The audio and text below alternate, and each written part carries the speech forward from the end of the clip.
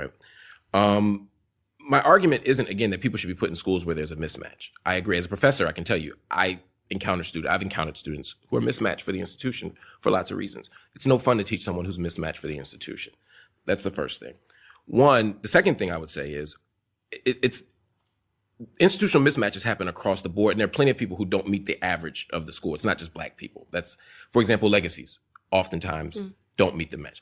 Athletes often don't meet the match. Who else? I mean, it's legacies, donors, and athletes are three key examples. George Bush, people said George Bush was dumb. George W. Bush wasn't dumb. His SAT score, I believe, was one standard deviation above the average Americans, right? But it was 2 below what the average Yale student did. He was just fine. He turned out just fine. He was smart enough. He got into Yale. He did just fine. Black people are no different, right? I would rather give that kind of hookup, maybe not use the word hookup. I would rather have that type of relationship for a student in poverty and someone who worked hard than someone who's the benefit of legacy and privilege. I'd rather have none. I got you. Yeah. But I hear you. What I'm saying is, from that point, because no one is complaining about the athlete, no one's complaining about the legacy, no one's complaining about the person who built the building that we're standing in. I'm talking about the university. We're only talking about that, but I don't want to get into whataboutism. I'm just saying, though, I think it's an important point that we only talk about this in the context of black people when they're very much not the ones who are the biggest, often the most egregious examples of institutional mismatch. The second thing is, when we think about black people in affirmative, again, the goal when we do admissions is to say, how can we have a diverse student body? Because diversity itself is an institutional asset. So if the average SAT score is 1,400 and there's a black kid from Compton who has a 1,000 and a 3.9, I might say, this person's probably not a great fit for this school. Can you explain that, diversity being an asset? Studies show that when groups are heterogeneous, we arrive at more dynamic and creative solutions. We're able to problem solve better, that we learn from each other, and that we're better prepared for the world. What studies? You sound like one of those leftist, fluffy studies. No. How do you measure that? How do you measure that? What's the test to see if diversity? Task-oriented problem solving with groups, and they did them with homogenous groups first, and groups that are all the same tend to arrive at solutions faster. If we're all the same, because we tend to think the same, we tend to have the same kind of ways of solving problems. But what's interesting is when we're heterogeneous, it takes us longer to get there. But we offer more diverse and creative solutions, outcomes. So now you could ask what your goal of school is. We could have a debate about, what you think the outcome should be. Yeah, because I think that, there's no such thing as diversity. Just because you look different than me doesn't mean that we're diverse. We could be from the exact same neighborhood.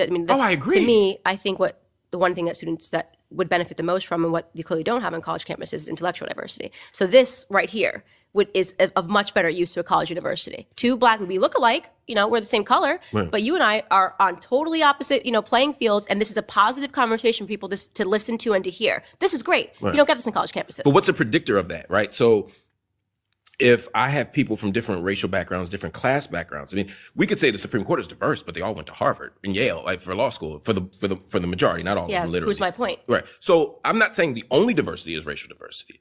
I'm not saying the only diversity should be gender diversity. I'm just saying that these are factors. I wouldn't want to, if I went to a school where all the men had the highest SAT scores, I would think even if women had slightly lower SAT scores or men had slightly lower SAT scores, I'd want gender diversity. But again, I'm also saying that your idea of merit is based on this conception. It concedes that the metric itself is correct. And I'm asking you to consider, based on all the data, that the SAT and these other metrics aren't actually good predictors of how well you'll do anyway. They are. They're not. The SAT is not a measure. If the goal of the SAT is to measure your aptitude, right, your ability, it's not supposed to be a knowledge test. It's not supposed to be like, okay, there's 100 things you have to know. If you know 100 of them, you win, right? It's to say this is a person's preparedness for college. It actually doesn't. The data shows that it doesn't predict how well you'll do in college. It doesn't predict what your GPA is going to be. There's no strong correlation between your GPA, between your graduation rates and such. So that's why I'm saying even the idea of meritocracy has to be based on something. It would be like if that 7-footer over there, if they decided to try us out for basketball and the only thing they tried us out for was 3-pointers, right? I might make more 3-pointers. He's 7 feet tall. Just give him the ball. He'll dunk it every time. And so the metric itself may benefit my skill set versus that skill set. And I'm saying we have to have a more robust assessment of skills. And so what I find is not that we are admitting people who are black people who are far off the mark in terms of admission. There are people who are already within the zone, and we're saying, let's let race be a factor too. So yes, I may have I'm just pick an arbitrary number. I may have a 1300 and the white guy may have a 1350, and I may have a 3.9 and he may have a 3.94, and you may say, well, his numbers are higher. I would say, one, again, let's test the metric, but also there might be value to a school to not going to school with all white people or all black people.